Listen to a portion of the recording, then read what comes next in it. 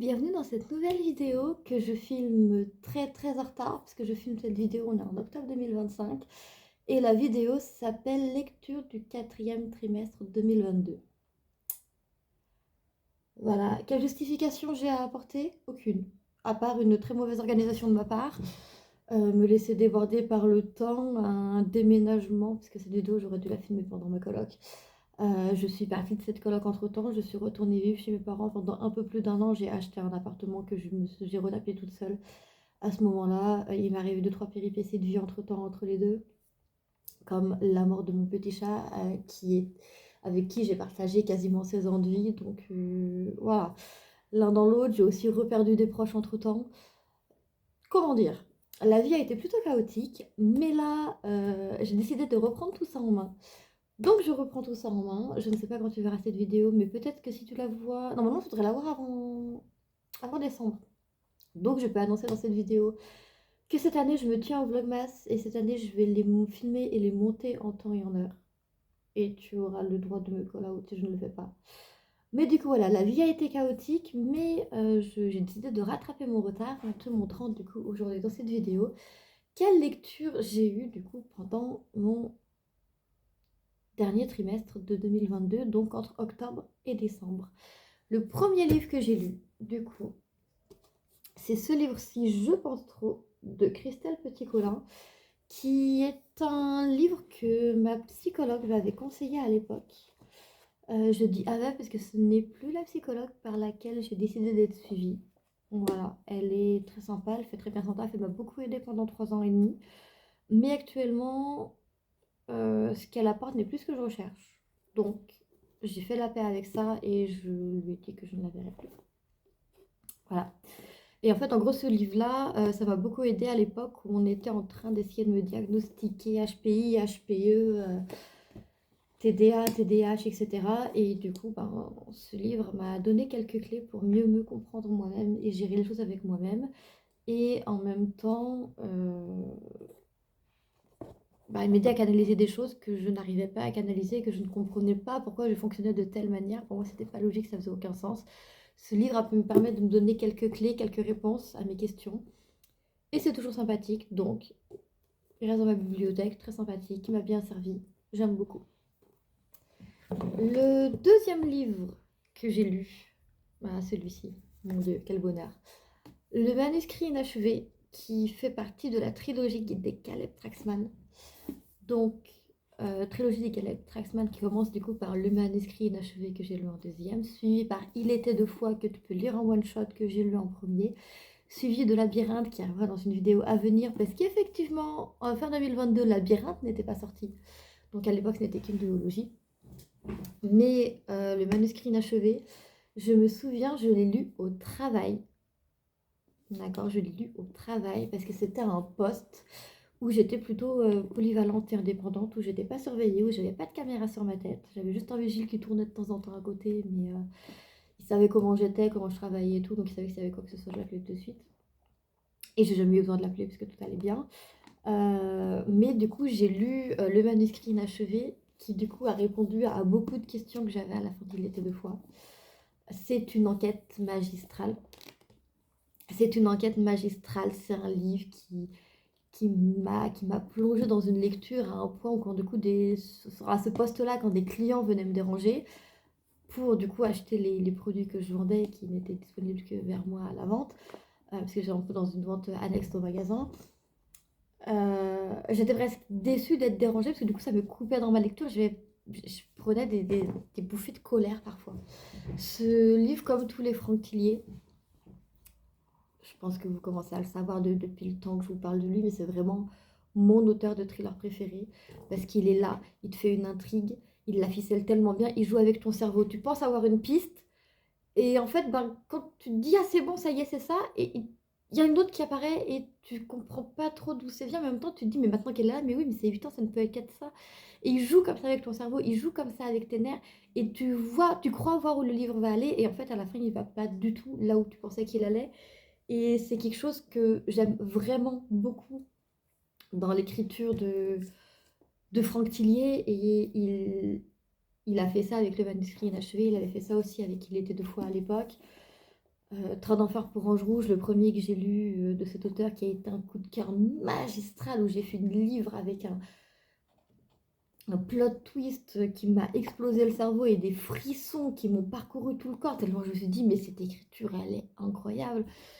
J'en ai pas été jusque-là avec les manuscrits inachevés, mais je sais que j'étais vraiment plongée dans le livre du début à la fin. Je voulais savoir, je voulais comprendre, et mon cerveau s'est fait malmener pour ça. Et c'est un sentiment que j'aime vraiment beaucoup et que pour l'instant, je n'ai retrouvé que dans l'écriture de Franck Tillier. L'écriture de Franck Tillier, c'est vraiment quelque chose de magistral. Et pour l'instant, même si j'ai lu d'autres thrillers, d'autres auteurs de thrillers et de polars qui m'ont aussi trituré le cerveau, qui m'ont aussi emmené loin dans mes réflexions, etc. Ça n'a jamais eu le même impact que Franck Tillier et celui-ci, il est très bien placé, très haut dans mes souvenirs parce que je me souviens vraiment d'avoir été prise dans la lecture, à ne plus vouloir lâcher le livre, au point que presque, quand j'entendais le message vocal de fin de journée dans le magasin, j'étais là, bah non, je suis pas d'accord, moi je veux continuer d'être au magasin, je veux continuer de pouvoir lire, je veux pas que la journée s'arrête maintenant, j'ai pas fini mon livre, j'ai besoin de ma dose. Non, on n'arrête pas la journée, quoi. Donc oui, non, franchement, le manuscrit inachevé, très très bon livre, une très belle histoire où du coup on met en abîme, en fait on est là et on commence le livre, on nous explique qu'en gros on va lire un roman. Et en gros en fait dans ce roman on lit un autre roman. Et c'est pour ça qu'il s'appelle le manuscrit inachevé, parce qu'on n'a pas la fin de ce roman. Et c'est une enquête qui est extrêmement bien menée, extrêmement bien ficelée comme d'habitude. Et j'ai vraiment beaucoup aimé la lire. Le troisième livre que j'ai lu pendant ce trimestre, du coup, c'est Coraline de Neil Gaiman, avec cette jolie version illustrée, dont j'aime beaucoup l'illustration. Voilà, j'aime beaucoup la couverture. Et à l'intérieur, j'aime aussi beaucoup les illustrations. Il y en a, je sais qu'il y en a. Laissez-moi trouver, voilà. Des illustrations comme ceci, qui sont très très belles dans le livre. Coralie, j'ai lu parce que c'est selon moi un des classiques, entre guillemets, qu'il faut avoir connu, qu'il faut savoir lire. On connaît tous de nom Coraline, l'histoire vite fait de cette petite fille qui se retrouve avec des boutons à la place des yeux.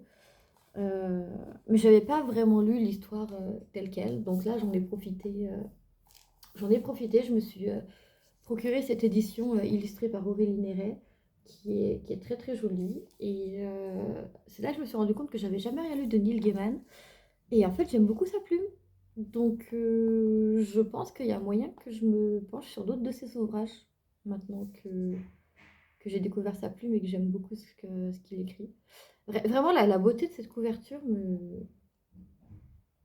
j'aime vraiment beaucoup.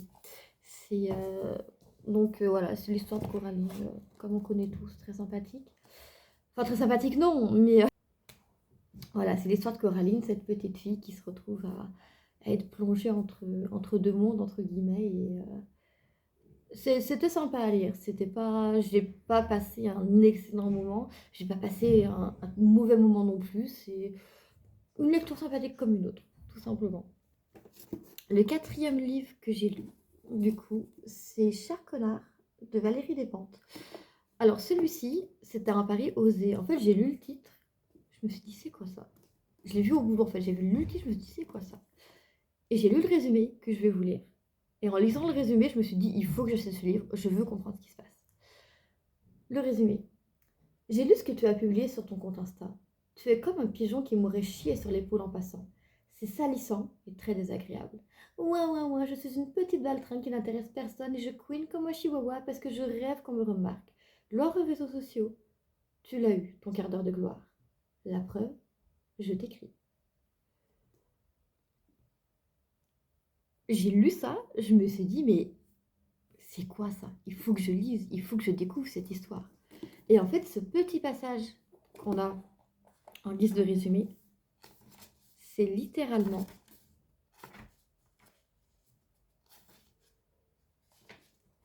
c'est pas la première page du livre, voilà, mais c'est la deuxième. Juste ici, ça reprend exactement ce qui est écrit là. Et rien que ça, j'ai trouvé ça magistral. Je me suis dit, d'accord, ça annonce la couleur. Et en fait, j'ai voulu savoir ce qui se passait du coup comme échange entre les deux personnages qui du coup sont Oscar et j'ai perdu le nom de Rebecca. Et en fait, leurs échanges, donc du coup, comme ça, commencent avec beaucoup de violence, etc. Et au final, il y a une sorte de lien qui se crée entre eux au fur et à mesure des échanges, au fil des échanges. Ça passe de quelque chose de très virulent à quelque chose qui va l'être un peu moins. Et ils vont finir par s'apprivoiser l'un l'autre et ça finit par être une histoire touchante, contre toute attente, qui m'a beaucoup étonnée. La plume de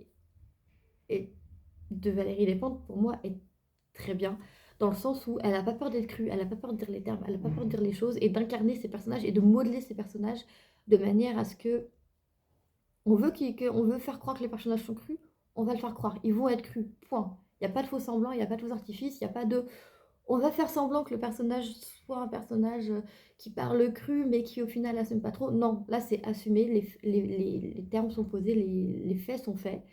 Et c'est quelque chose que j'aime beaucoup. Et du coup, je sais que grâce à ce livre, je vais m'intéresser aux autres livres de Valérie Despentes. Virginie Despentes? Ça se trouve, je dis Valérie alors que c'est Virginie. Oui, c'est Virginie Despentes. Voilà, je ne dis n'importe quoi depuis le début. Voilà, voilà, voilà. Ça c'est fait. Je suis épuisante. Vous pouvez le dire, je suis épuisante. Donc du coup, oui, c'est une plume qui n'a pas peur d'être crue, de dire les termes qu'il y a à dire, qui s'assume telle qu'elle est. Et c'est quelque chose que je n'avais encore jamais rencontré au cours de mes lectures. C'est très intriguant, mais en même temps très intéressant.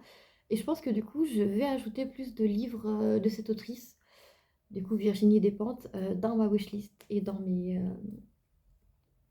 futurs achats livres. Parce que quand il y a quelque chose à dire derrière, c'est dit, et ça, c'est sympathique. C'est dit à travers des personnages et tout, c'est contemporain et j'aime bien. Franchement, j'ai vraiment beaucoup aimé cette lecture. J'irai pas jusqu'à dire que c'est un coup de cœur parce que c'est pas clairement pas un coup de cœur, mais en tout cas, il m'a fait une excellente impression. J'ai beaucoup aimé le lire et ça m'a vraiment donné envie de me pencher sur l'autrice un peu plus, sur ses autres livres, etc. Donc, c'est clairement ce que je vais faire d'ici les mois slash années à venir. Le 1, 2, 3, 4, 4. Oui, 4. Le cinquième livre du coup que j'ai lu cette année, encore un Franck Tillier, La mémoire fantôme. La mémoire fantôme, c'est une fabuleuse enquête contre la montre qui du coup revient plutôt dans la timeline des Charcot Bell pour les connaisseurs de Franck Tillier. C'est pas un ça alors moi je l'ai lu en one shot parce que comme je vous l'expliquais dans mon Read With Me sans fracture, j'ai lu les Charcot, enfin je les ai achetés tous d'un coup, les Charcot Bell, plus les one shot et tout, et je les ai un peu lus dans l'ordre que je voulais sans prêter d'ordre à la timeline Charcot tout seul, Bell toute seule, Charcot Bell ensemble, les one-shots de Caleb, les one-shots de leur côté, donc Lyon en one-shot, ça ne posait pas de soucis, mais toute la trilogie Caleb Traxman, je ne l'ai pas lu dans le bon sens non plus. J'ai ce talent pour, quand ce sont des livres qui font partie de séries plus larges, de ne jamais commencer par le premier. C'est c'est un talent que j'ai, c'est-à-dire qu'on peut me donner la liste de livres et tout, je vais oublier qu'on m'a donné l'ordre dans lequel les lire, et à moins que ce soit vraiment des choses très très précises et nécessaires, comme par exemple les Harry Potter ou les Lapins miroirs, qui font que là, si tu ne suis pas dans l'ordre, tu ne comprends littéralement rien à l'histoire, donc on ne risque pas de comprendre, donc tu ne peux pas faire comme ça. Mais pour tout ce qui est les thrillers comme ça qui sont dans des séries et tout, vous pouvez être sûr que s'ils sont capables de se lire en one shot et de ne pas perdre trop d'éléments en cours de route, je vais en prendre un, je vais le lire en one shot, je vais faire oh, il y a des références à d'autres livres, bon, on va acheter ces autres livres, et c'est là que je me rends compte en fait que c'est une série et que je ne l'ai pas lu dans le bon sens. Voilà, c'est mon plus grand talent. Mais du coup, pour en revenir à ce livre de Mémoire fantôme, on suit du coup Lucienne Bell qui, qui doit du coup résoudre une enquête autour de Manon, une jeune femme qui vient d'être agressée. Sauf que Manon a des gros soucis de mémoire. Et donc, du coup, chaque souvenir de Manon, toutes les 4 minutes, les souvenirs de Manon s'effacent. Donc, on est vraiment dans une enquête contre la montre. Où on essaie de comprendre ce qui se passe, comment ça s'est passé, pourquoi. Ou en même temps, elle-même, la nana agressée Manon essaie de comprendre ce qui s'est passé. Et où Lucie, en même temps, avec les éléments que Manon lui donne, doit elle aussi reconstruire l'histoire, etc. Et vraiment, on est dans cette course contre la montre. c'est entraînant, c'est effrayant parce que on voit par certains moments qu'évidemment, bah, Manon ne va pas donner tout tout ce qu'elle sait, à la police parce qu'elle se rend compte qu'il y a des choses qui sont très bizarres et elle voudrait d'abord comprendre par elle-même avant de pouvoir expliquer à la police ce qui s'est passé et du coup, la police elle-même va aussi faire des recherches de son côté sans dire à Manon qu'elle a des pistes par rapport à, à son agression et cetera, parce qu'eux aussi veulent s'assurer que leur piste est bonne pour pas donner de faux espoirs non plus et l'un dans l'autre, on est vraiment dans une enquête qui est super bien menée, encore une fois très haletante, très, très prenante, qui moi m'a beaucoup marquée et qui a été encore une fois un plaisir à lire et comme toujours, voilà, les petits fils pour faire un fond de essayer de faire un fond de toile d'araignée autour des souvenirs, parce que vraiment les souvenirs sont entremêlés entre mais du coup, une couverture encore une fois très belle où du coup on a ces liens qui se tissent et qui essayent de s'entremêler pour essayer de trouver le bout, le point d'origine, pour vraiment comprendre tout ce qui s'est passé et c'est encore une fois une très belle enquête, une très forte enquête. La plume de Franck Tillier, comme d'habitude, toujours aussi addictive, que j'aime toujours. La plume de Franck Tillier qui a été encore une fois magistrale et qui m'a encore une fois emmenée dans une enquête dont je n'ai pas vu venir la fin, mais qui encore une fois me fait dire que cette écriture est magistrale et vraiment j'aime. Je peux pas ne pas dire que c'est pas mon auteur de thriller préféré, parce que chaque fois que je lis un thriller de lui, à chaque fois je suis épatée, à chaque fois que je trouve son écriture est magistrale, à chaque fois je me fais retourner le cerveau. Il n'y a pas beaucoup d'auteurs qui me font cet effet-là, donc non, vraiment, c'est pas mon auteur préféré pour rien. Les Mémoires fantômes est encore une fois un très bon livre, et c'est pour ça qu'ensuite j'ai enchaîné, parce qu'une histoire contre la montre ne me suffisait pas, il m'a fallu enchaîner avec L'Anneau de Möbius, toujours de Franck Tillier, toujours du même auteur, évidemment. Où du coup, là on suit, c'est un one shot par contre, L'Anneau de Möbius, hein. On suit les trajectoires de vie de Victor et de Stéphane. Donc Victor c'est un flic et Stéphane c'est un lambda qui a des prémonitions. Et en fait dans L'Anneau de Möbius, on a vraiment une boucle temporelle où on va apprendre des choses d'un point de vue, soit du point de vue de Marc, soit du point de vue de Stéphane. Et en fait, au fur et à mesure des chapitres, là, je vous ai pris un chapitre au hasard. Mais à chaque fois, vous voyez, on a un jour, une heure, et en même temps, on a le rond de la timeline. Et avec chaque petite flèche, chaque petit truc, c'est des choses qui sont passées dans les chapitres précédents. Et en même temps, ça nous permet de nous situer par rapport à ce qu'on a déjà lu. Vous voyez, donc là, on est en comme ça. Là, si je prends un autre chapitre, vous voyez, avant, il y a moins de choses. Et on a un jour et une heure différentes. Et donc là aussi, ça nous plonge dans une histoire où on est entremêlés, on a deux points de vue différents de deux personnages où on ne comprend pas le lien entre eux au début, puis au final, on arrive à comprendre le lien. Mais en même temps, c'est flou, c'est compliqué, les histoires s'entremêlent, s'entrechoquent, on commence à trouver un sens, et puis finalement, bah, le sens qu'on trouve, eh ben, c'est pas le sens qui au final va être celui qu'on recherchait. Il va encore y avoir des nouveaux éléments, des nouveaux trucs. Et une fois de plus, je vais encore le redire, hein, mais l'écriture de Franck Tillier est magistrale dans le sens où, encore une fois, on se fait balader, on se fait malmener, on comprend pas ce qui se passe, on essaie de trouver, on essaie de comprendre, mais c'est très compliqué de comprendre. On galère, on galère, on galère jusqu'à arriver à la fin, à voir le dénouement et à se dire waouh, je m'attendais pas à ça. Celui-ci, cependant, m'a moins marqué que les autres. Donc, je pense que j'ai dû être moins étonnée par la fin. Mais en tout cas, il se place bien. Il se place mieux que certains Tillier comme la Chambre des Morts que j'ai lu et qui était sympa mais sans plus, où j'ai pas vraiment gardé de souvenir. Lui, voilà, il est à peu près dans la même lignée, mais je me souviens quand même qu'à certains moments, j'arrêtais de lire et j'étais là. Attends, mais je suis perdue dans l'histoire. C'est un peu compliqué.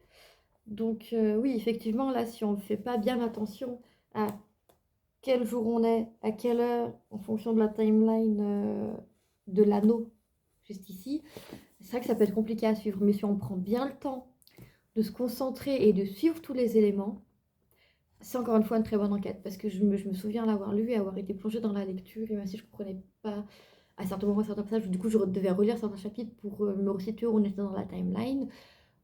Ça reste un très bon livre. J'en ai de très bons souvenirs. Donc, même si ce n'est pas les souvenirs les plus marquants que j'ai eus, Contrairement à La Mémoire fantôme qui m'a marqué, mais surtout encore plus le manuscrit inachevé où vraiment... je crois que je l'ai lu en 3 jours au travail, le manuscrit inachevé. Je l'ai lu donc en 18 heures à peu près. Les 18 heures en étant interrompues par des clients, pas 18 heures en ne faisant que ça. Donc ouais, non, vraiment, Moebius, il est très bien aussi. Il m'a moins marqué que les autres, mais c'est un très bon one-shot en lui-même.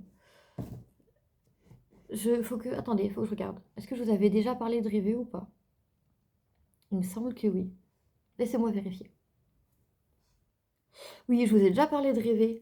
Rêver, c'est aussi un one-shot de Franck Tillier. C'est le one-shot qui m'a fait le plus d'effet, littéralement, dans le sens où vraiment Rêver, j'ai fini le livre et quand j'ai fini Rêver, je me suis retrouvée dans le même état de semi-trance dans lequel j'étais après Train d'enfer pour Ange Rouge, tellement je me suis fait retourner le cerveau. L'anneau de Möbius, du coup, est un très bon one-shot aussi, mais pas au niveau de Rêver. À mon sens, pas au niveau de Rêver. L'histoire est très bien ficelée, c'est très bien monté, il y a des allers-retours dans le temps avec l'alternance des points de vue, etc. Tout fait sens, tout est cohérent à la fin. Mais c'est vrai que les passages d'alternance dans le temps, c'est pas forcément quelque chose que tout le monde va apprécier, que tout le monde va trouver simple à gérer.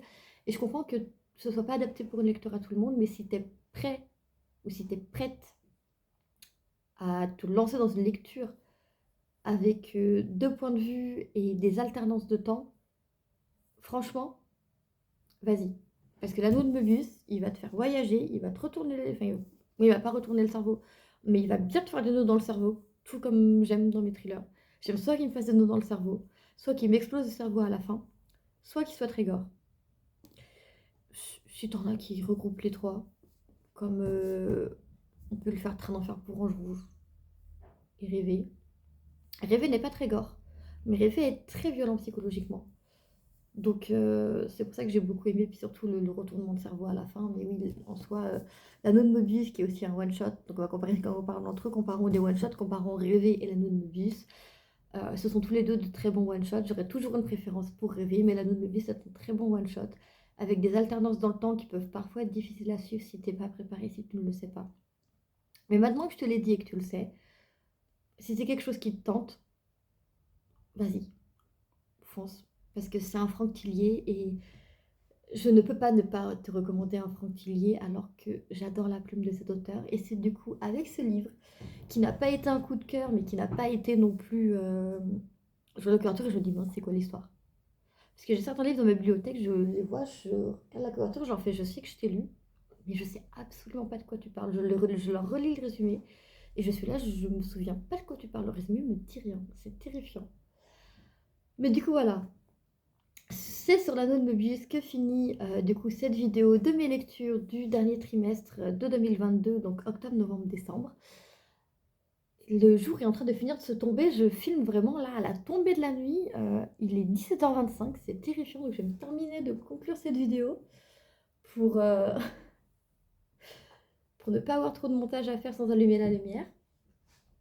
Donc c'est tout pour cette vidéo de mes lectures des mois d'octobre, novembre et décembre 2022. J'espère que cette vidéo t'aura plu. N'hésite pas à me le montrer en laissant un petit like. N'hésite pas à commenter si tu as lu un ou plusieurs de ces livres, ce que tu en as pensé, si tu as le même avis que moi ou non. Ça m'intéresserait de savoir ce que tu en as pensé, même si tu n'es pas d'accord avec mon avis. Je suis toujours ouverte à la discussion. Ça peut toujours être sympathique. N'hésite pas non plus à me faire tes recommandations de livres par rapport à ce que tu as vu dans cette vidéo, si tu en connais. Si tu as lu des livres qui tu penses pourraient me plaire basés sur ce que tu as vu dans cette vidéo, des livres ou des noms d'auteurs, évidemment, je suis ouverte à toute recommandation. Évidemment que je prendrai le temps d'acheter et de lire et de te faire un retour dessus. N'hésite pas non plus à t'abonner si ce contenu t'a plu parce que tu auras d'autres vidéos lecture qui arriveront tous les trimestres, comme d'habitude, et qui cette fois-ci arriveront en temps et en heure. Dès que j'ai fini de rattraper mon retard, tout arrivera en temps et en heure et ce sera très bien. Et sur ce, je te souhaite de passer une excellente journée. Je souhaite que tu aies aussi de très bonnes lectures parmi celles que tu as. N'hésite pas non plus à me donner ce que tu as comme livre dans ta pile à lire. Ça m'intéresserait beaucoup. Moi, sur ma pile à lire de début 2025, sache que j'ai beaucoup de livres du Pumpkin Autumn Challenge, qui du coup va être la prochaine vidéo, une des prochaines vidéos, parce que la prochaine vidéo, c'est une vidéo film et série. Et la deuxième vidéo qui arrive derrière, c'est ma pile à lire du Pumpkin Autumn Challenge 2022. Parce que j'ai fait ma pile à lire du Pumpkin Autumn Challenge En novembre, parce que je commence des challenges par rapport à l'automne. Je vais commencer en septembre quand l'automne arrive. Je les commence en novembre, quand c'est bientôt la fin de l'hiver. Parce que comme je vous le disais en début de vidéo, je suis très mal organisée. Donc je te laisse me dire du coup en commentaire quelle est ta pile à lire. Qu'est-ce que tu as pensé de ces livres si tu les as lus ou quelles sont tes recommandations de livres et ou d'auteurs par rapport aux livres que tu as vus dans cette vidéo. N'hésite pas non plus à t'abonner pour voir plus de vidéos de moi, si bien des vidéos lecture que des vlogs, que des vidéos sur des films et séries ou autres. Et sur ce, je te souhaite de passer une excellente journée et à bientôt pour de nouvelles vidéos. Des bisous, bye bye!